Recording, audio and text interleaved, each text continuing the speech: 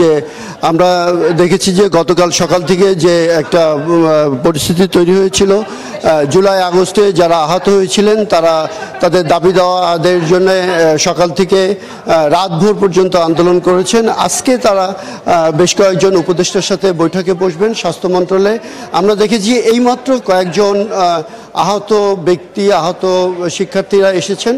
আমরা যদি একটু তাদের সাথে কথা বলি, আমাদের সাথে একজন আছেন, যদি আপনার পরিচয়টা দিয়ে বলেন এবং আপনি এখানে কেন এসেছেন। আমি মোহাম্মদ নাজমুল হোসেন নয়ন, আমি শিখগঞ্জ এমএ সরকারি কলেজের অনার্স তৃতীয় বর্ষ রাষ্ট্রবিজ্ঞানের ছাত্র, প্লাস আমি ঢাকাতে একটা পাশাপাশি পড়াশোনার পাশাপাশি একটা জব করতাম ঢাকা মিরপুর দুয়ে এবং শুক্রবারে 19 জুলাই আমরা স্টুডেন্ট থাকি, তো স্টুডেন্টরা একসাথে আপনার আন্দোলন করতে যায়। আমার এখন গুলি লাগে 19 জুলাই, এটা ফার্স্টের দিকে। ওখানে গুলি লাগার পরে ওখান থেকে আমি আপনার সরদ্দি হাসপাতালে যাই, সরদ্দি হাসপাতাল থেকে পরে আমি পঙ্গুতে যাই। আপনি তো এতদিন ধরে চিকিৎসা করছেন, এখনো পর্যন্ত কোনো সহায়তা পাননি?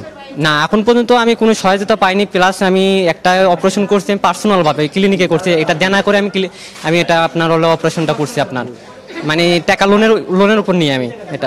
সেই সব অনেক টাকা খরচ হয়েছে, কিন্তু আপনি জানেন যে একটা ফাউন্ডেশন তৈরি হয়েছে, কিন্তু সেই ফাউন্ডেশন থেকে আপনাকে এখনো কোনো সহযোগিতা দেয়নি বলে আপনি বলছেন?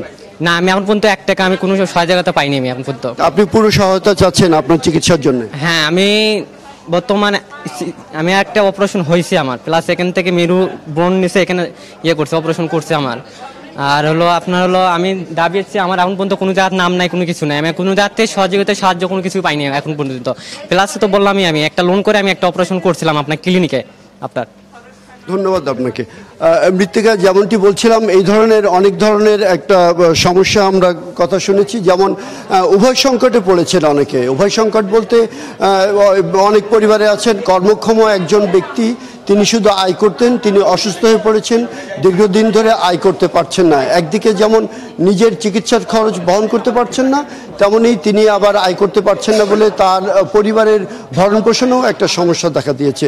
এই ধরনের আরও অনেক সমস্যা তৈরি হচ্ছে। আমরা যদি আরও কয়েকজনের সাথে কথা বলতে চাই, আপনাকে একটু দেখাতে চাই যে এখানে কিন্তু আরও অনেকে এসে উপস্থিত হয়েছেন, তারা এখন এই যে যাচ্ছেন। আমরা যদি একটু কথা বলি একজনের সাথে, আহত।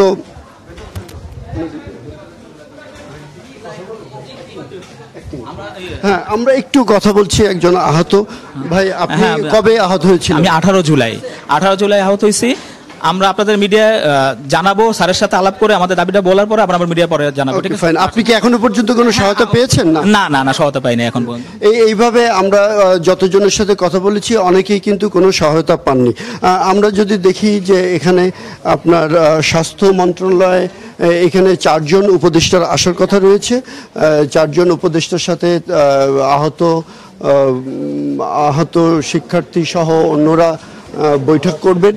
তারা এই বৈঠকে তাদের দাবি দেওয়া তুলে ধরবেন। তাদের মূল দাবি হচ্ছে, এই আন্দোলনে আমরা আহত হয়েছি, সেই আহত হওয়ার আমাদের প্রতিশ্রুতি, একটি ফাউন্ডেশন হয়েছে, সেই ফাউন্ডেশনের পক্ষ থেকে প্রতিশ্রুতি দেওয়া হয়েছিল যে তাদেরকে অন্তত 1 লক্ষ টাকা দেওয়া হবে, এছাড়া পুরো খরচও দেওয়ার একটা প্রতিশ্রুতি দেওয়া হয়েছে।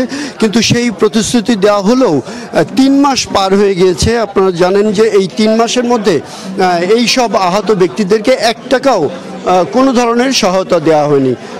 প্রায় সবাই এখানে দরিদ্র পরিবারের ছেলে। আমাদের তারা যে অভিযোগ করেছেন, সেই অভিযোগের প্রেক্ষিতে উপদেষ্টারা যে প্রতিশ্রুতি দিয়েছেন তাদেরকে সহায়তা করার, সেই সহায়তার এখন কি হবে, কি সিদ্ধান্ত হবে, সেই জন্যে আমরা অপেক্ষা করছি। এবং সেই সিদ্ধান্ত হওয়ার পরে যে সিদ্ধান্ত হবে সেটি আমরা আপনাদেরকে পরে জানিয়ে দেব।